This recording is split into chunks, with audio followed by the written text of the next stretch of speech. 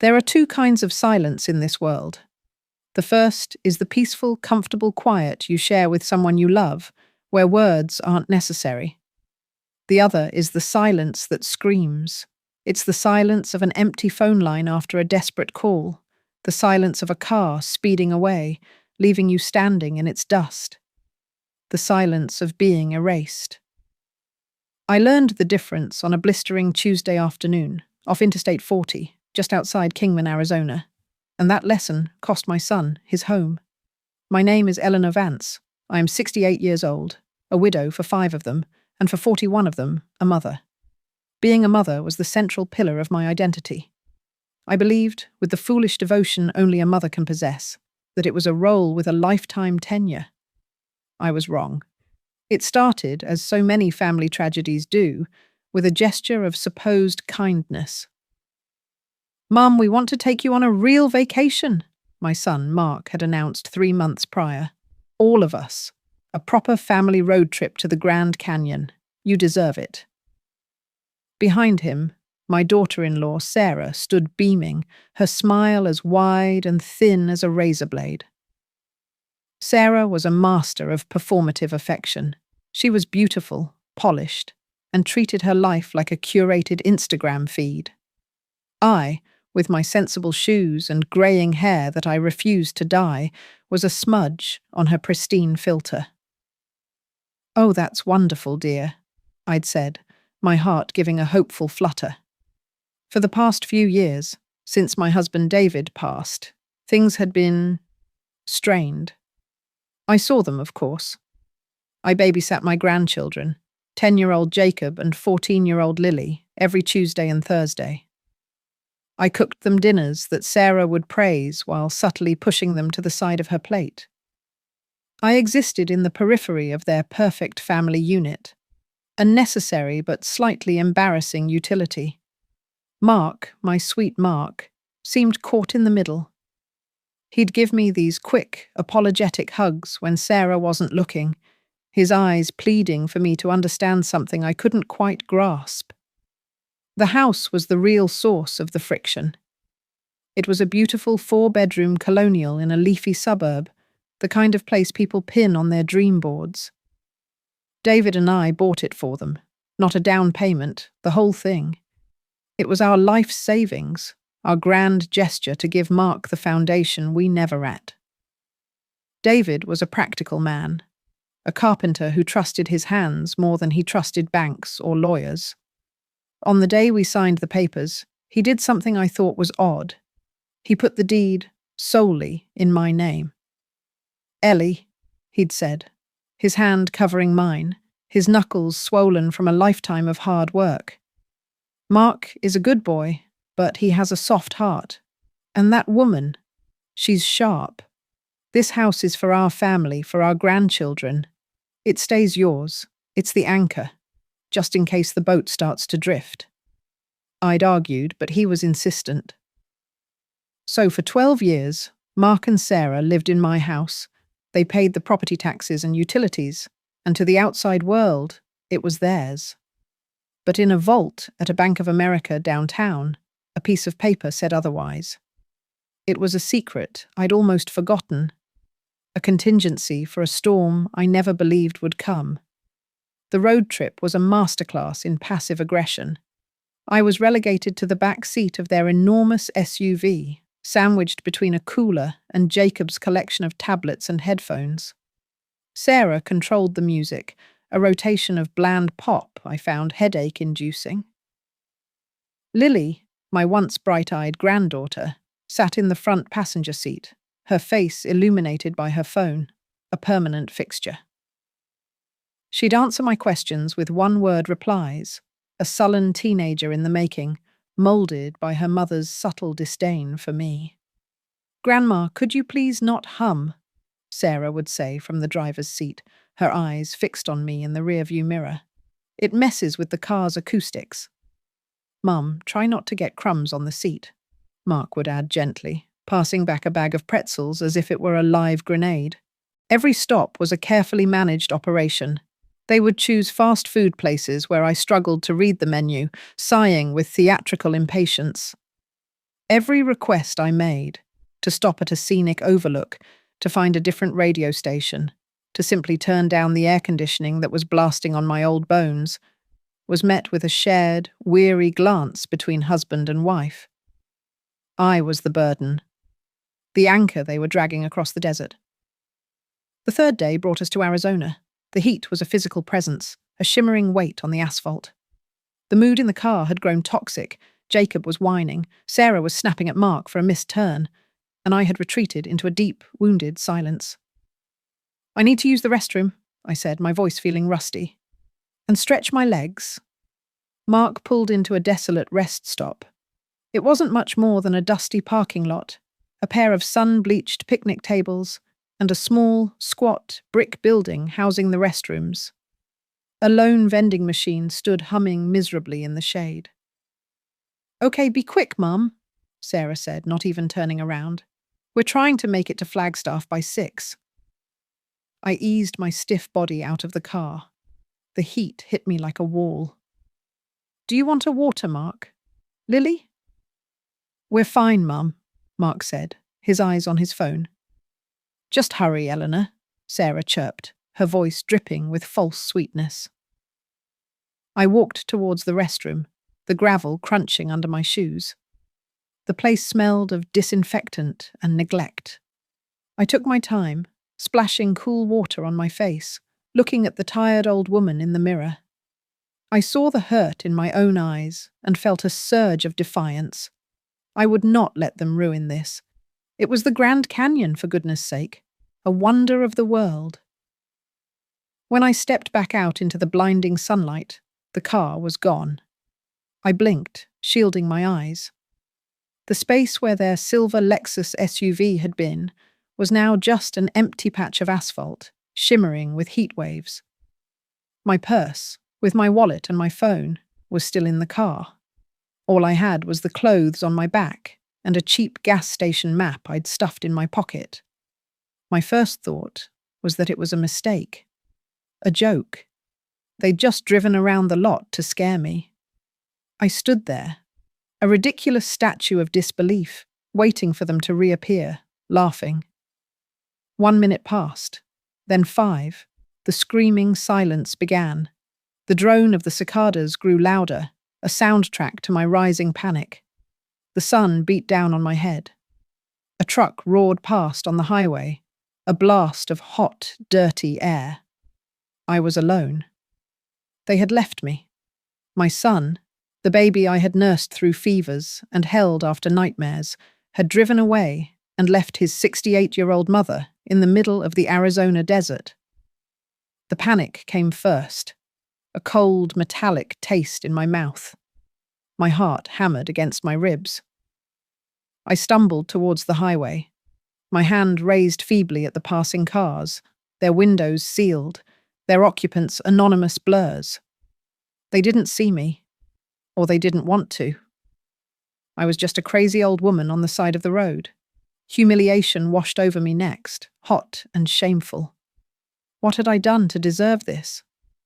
Was I so difficult? So burdensome? The questions swirled in my head, each one a fresh stab of pain. An hour passed, maybe 2. I had huddled in the meagre shade of the restroom building, my hope shriveling with each passing minute.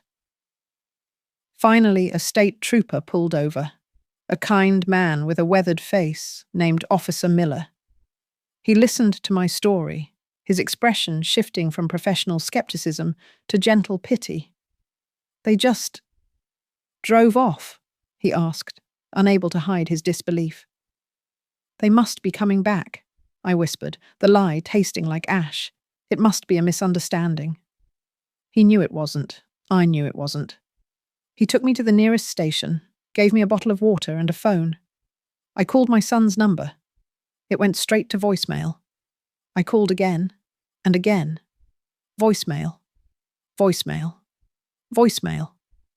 My calls were being ignored. Erased. I tried Lily's phone. It rang once, then clicked off. Blocked. I sat in the sterile chill of the police station, the screaming silence now a deafening roar in my ears. The panic and humiliation began to cool, crystallizing into something else, something hard, cold, and heavy. It settled in my chest like a block of granite. It was rage, a pure, unadulterated fury I had never felt in my entire life. In that moment, the woman who baked cookies for her grandchildren and knitted sweaters for her son died. A new woman was born, forged in the fire of betrayal and the ice of abandonment. Officer Miller helped me arrange for a Greyhound bus ticket home. It was a long 3-day journey of rattling windows, uncomfortable seats, and the smell of stale coffee. I didn't sleep. I just sat and stared out at the passing landscape, my mind a whirring engine of calculation. With every mile that passed, my plan took shape. It was audacious. It was brutal. And it was, I felt, utterly justified. They had left me with nothing. I was about to return the favour. When the bus finally pulled into the station in my hometown, I didn't go to their house. My house. Instead, I took a taxi to a cheap motel. The first thing I did was call a locksmith. "I've lost the key to my safe deposit box at the Bank of America on Main Street," I said, my voice steady. "I need it drilled open." The next morning, I stood in the cold, sterile vault of the bank, a locksmith beside me. With a high-pitched whine, the drill bit through the metal. Inside the small box, beneath my late husband's military medals and some old savings bonds, was the deed. The deed to 247 Maple Drive, with my name, Eleanor May Vance, printed in clear, unequivocal letters. I held it in my hands, the paper cool against my skin. It felt like holding a weapon. David's words echoed in my mind. "It's the anchor, just in case the boat starts to drift."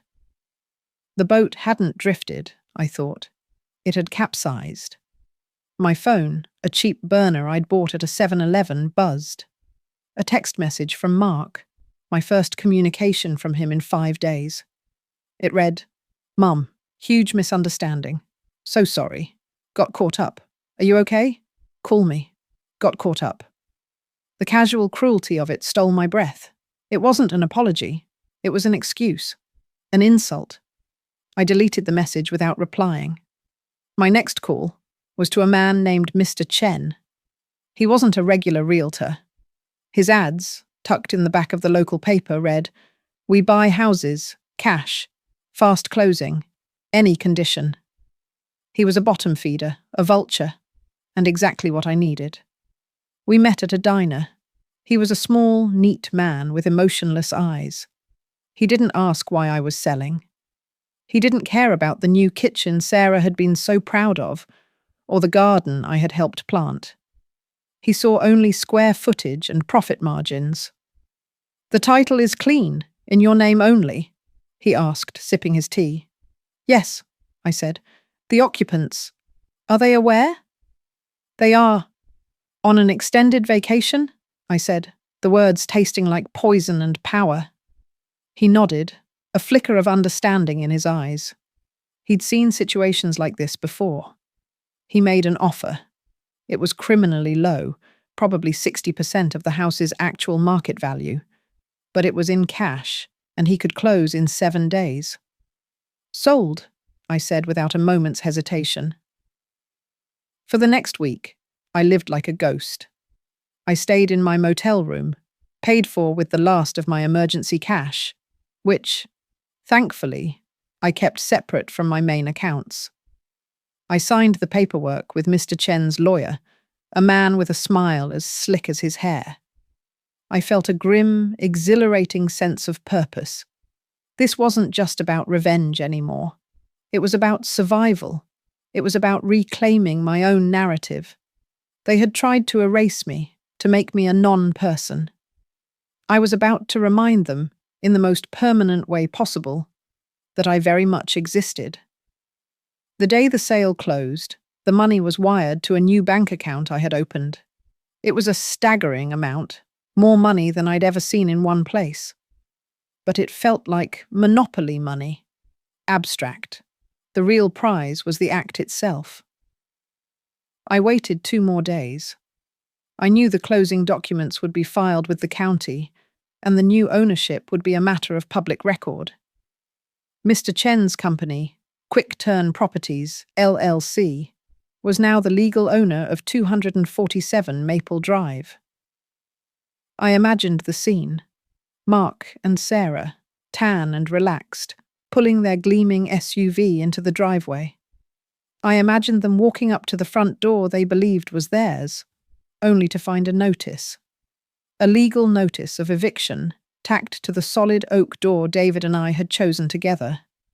It would be addressed to current occupants.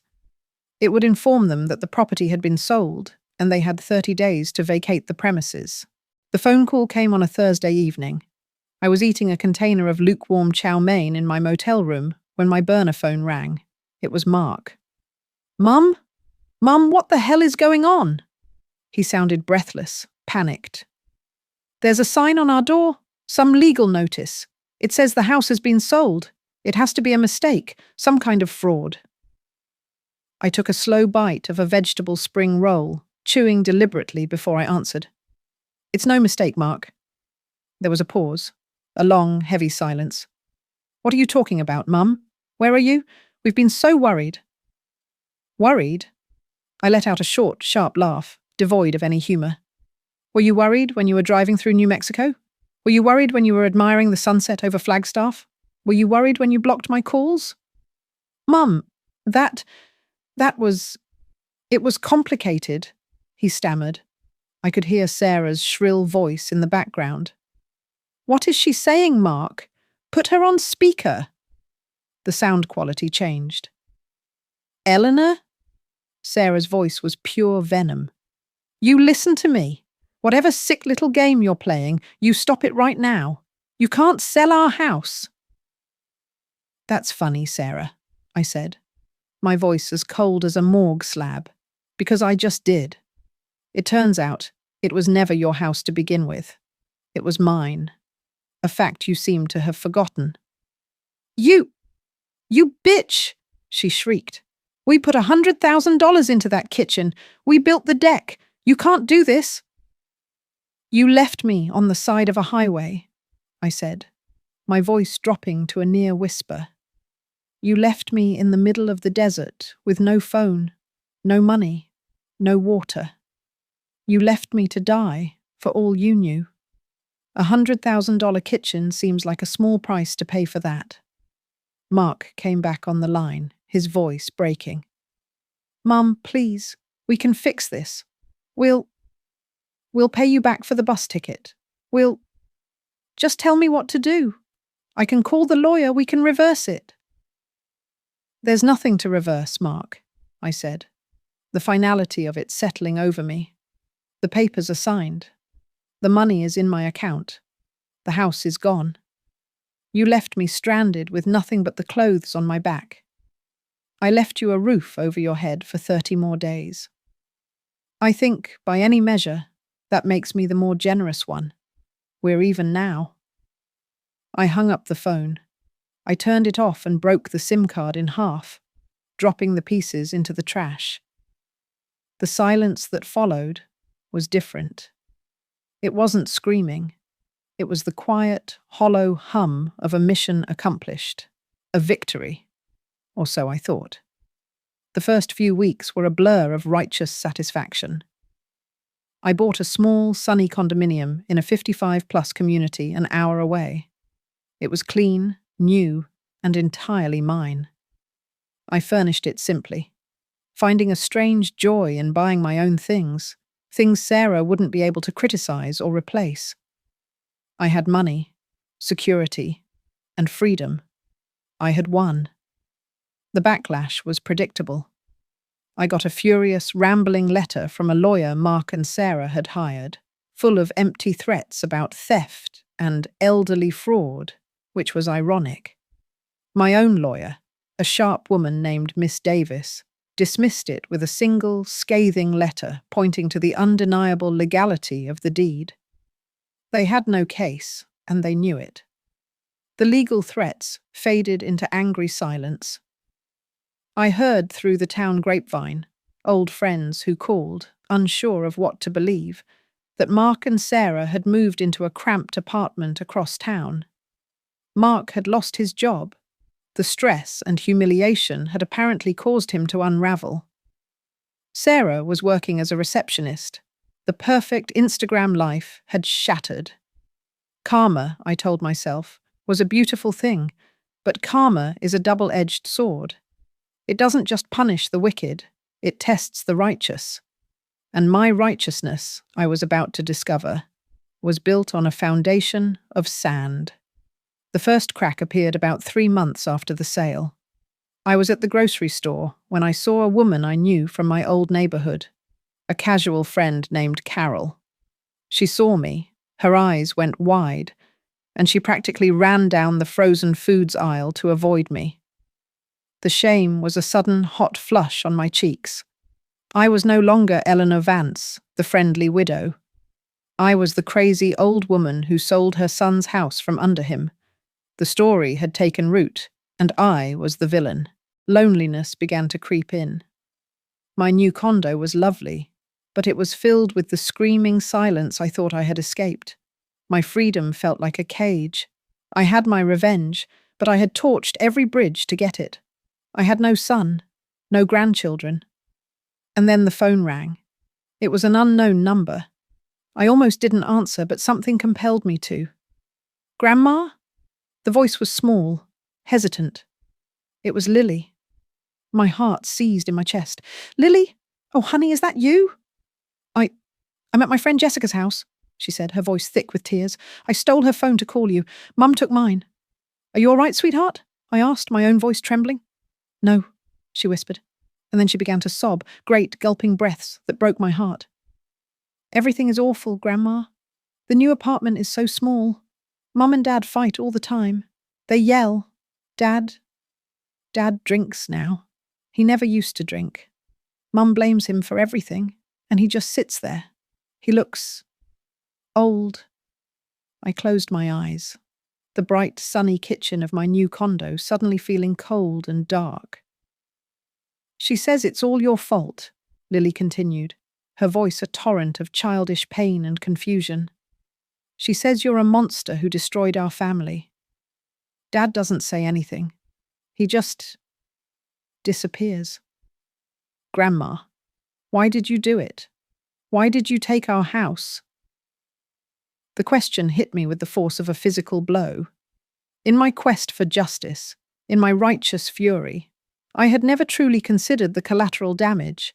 I had been so focused on punishing Mark and Sarah that I had forgotten about Lily and Jacob. I hadn't taken their house.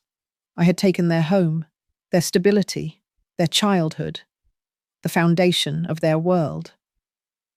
"Oh, Lily," I stammered, tears streaming down my own face.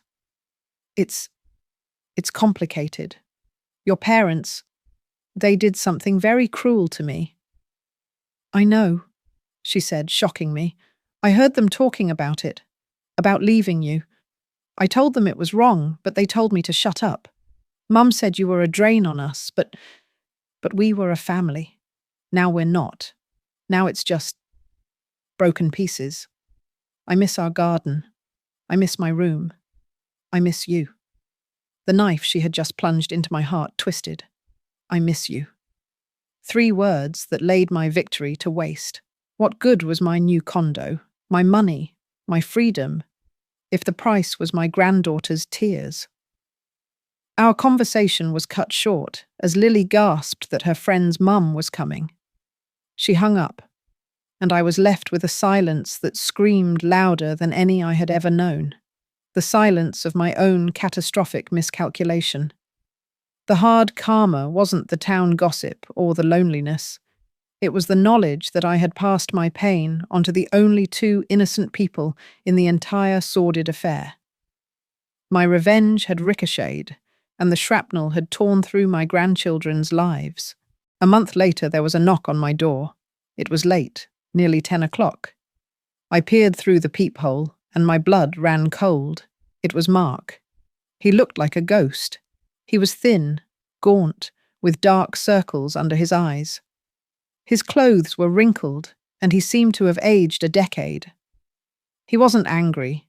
He looked hollowed out. I opened the door. He didn't speak for a long time. He just stood there on my welcome mat, a stranger who wore my son's face. "May I come in?" he finally asked, his voice a dry rasp. I stepped aside and he walked into my pristine living room, looking around as if he were in a museum. "I'm not here to yell," he said, sinking onto my new sofa. "I'm not here to ask for money. I need to understand." I sat opposite him, my hands clenched in my lap. "What is there to understand, Mark? You left me on a highway." He looked at his hands. "I know, and there's no excuse for it. Not really. But there's a reason." He took a deep, shuddering breath. "We were drowning, Mom. We had been for years." He proceeded to tell me a story that made my own drama feel like a childish tantrum. Sarah, it turned out, had a secret. A massive, crippling shopping addiction, fueled by a dozen secret credit cards. She had cultivated an image of wealth and success that was built on a mountain of debt. The new kitchen, the designer clothes, the Lexus, all of it was a lie. They were hundreds of thousands of dollars in debt. They were months behind on the property tax payments for the house, my house, and a lien was about to be placed on it. "I found out about it all about 6 months ago," Mark said, his voice flat and dead. "I was devastated. I wanted to tell you, to ask for help, but I was so ashamed. And Sarah convinced me we could fix it. She said if we could just get one big loan, we could consolidate everything." The Grand Canyon trip, he explained, was Sarah's idea. A final, desperate attempt to project the image of a perfect, happy family before the entire facade came crashing down. It was a lie for social media, for their friends, and for themselves. "And me?" I asked, my voice barely a whisper. Where did I fit into this lie? He finally looked at me, and his eyes were filled with a pathetic, soul-deep shame. "The fighting got so bad on the trip, about money, about you. Sarah said. She said you were the source of all our problems, that if you weren't living so close, needing us, being a financial what-if, she could think clearly. At the rest stop, we had a horrible fight. She said she couldn't take it anymore. She said, 'Let's just drive. Let's just have one day of peace.' She said you were resourceful, you'd find a way home. She said we'd come back for you later in the week, or call the police and say you'd wandered off." He shook his head, a tear tracing a path through the stubble on his cheek. "It was monstrous. I know that. But I was weak. I was broken. I let her do it. I just drove. And by the time the fog of my own cowardice cleared, it was too late. We were hours away, and every lie we'd have to tell to explain it just piled on top of the others. So I did nothing. My magnificent, righteous anger evaporated, leaving behind a sick, queasy feeling of pity. Their act hadn't been one of simple, cold-hearted callousness. It was the frantic, ugly act of cornered, desperate animals. It didn't excuse it, not in the slightest, but it changed its character entirely. "Sarah left me last week," he said, staring at the wall. "She took Jacob and moved in with her sister in Oregon. She blames me for not being able to control you, for losing the house. She said I was a failure."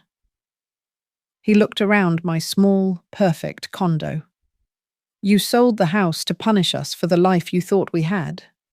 But that life was already gone, Mum. The house was already lost.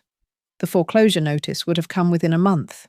You didn't just push us off a cliff. You dynamited the cliff while we were already hanging from it by our fingernails." There it was, the hard karma. My revenge had been a grand, dramatic gesture aimed at a phantom. I had punished them for a wealth they didn't have and a stability that was a lie. My act of righteous fury was, in the end, just a final, pointless kick to a man who was already down. I hadn't taken their future. I had only erased their past, burning the last remnant of our family's legacy to the ground for a justice that was meaningless. I looked at my son, not the successful man in the Lexus, but a broken, unemployed man sleeping on a friend's couch. The man-child I had helped create with my overprotective love, who had never learned to stand up for himself or for his mother. I had my money. I had my condo. I had my revenge. And in that room, sitting across from the ruins of my own son, I had never felt so poor, so defeated, so utterly and completely alone. I stood up and walked to the kitchen. "Mark," I said, my voice sounding strange in the quiet room. "Would you like a cup of tea?" It was all I had left to offer, a small, pathetic gesture of grace in the smouldering wreckage I had helped create. The screaming silence was gone, replaced by something far worse, the quiet, crushing weight of a hollow victory.